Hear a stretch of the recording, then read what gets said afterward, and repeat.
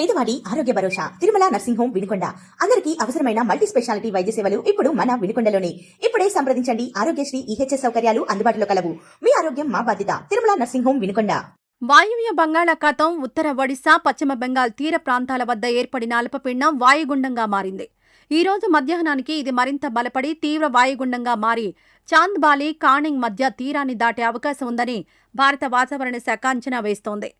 ఈ ప్రభావంతో ఒడిశాలో భారీ నుంచి అతి భారీ వర్షాలు, కొన్ని ప్రాంతాల్లో అత్యంత భారీ వర్షాలు కురిసే అవకాశం ఉందని అధికారులు హెచ్చరించారు.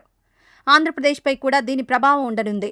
శ్రీకాకుళం, విజయనగరం, పార్వతీపురం మన్యం, అల్లూరి సీతారామరాజు, పోలవరం పరిసర ప్రాంతాలు, విశాఖపట్నం, డాక్టర్ బిఆర్ అంబేద్కర్ కోనసీమ జిల్లాల్లో అక్కడక్కడా తేలికపాటి నుంచి మోస్తరు వర్షాలు కురిసే అవకాశం ఉందని అధికారులు తెలిపారు. ఇదిలా ఉండగా సముద్రం తీవ్ర అలజడిగా ఉండే అవకాశం ఉన్నందున 7 మీటర్ల కంటే తక్కువ పొడవు గల పడవల్లో సముద్రంలోకి వెళ్లడం సురక్షితం కాదని ఆంధ్రప్రదేశ్ విపత్తుల నిర్వహణ సంస్థ హెచ్చరించింది. అలాగే బుధవారం వరకు మత్స్యకారులు చేపల వేటకు వెళ్లొద్దని స్పష్టమైన సూచనలు జారీ చేసింది. ఇప్పటికే సముద్రంలో ఉన్నవారు వీలైనంత త్వరగా సురక్షిత తీరాలకు చేరుకోవాలని సూచించింది.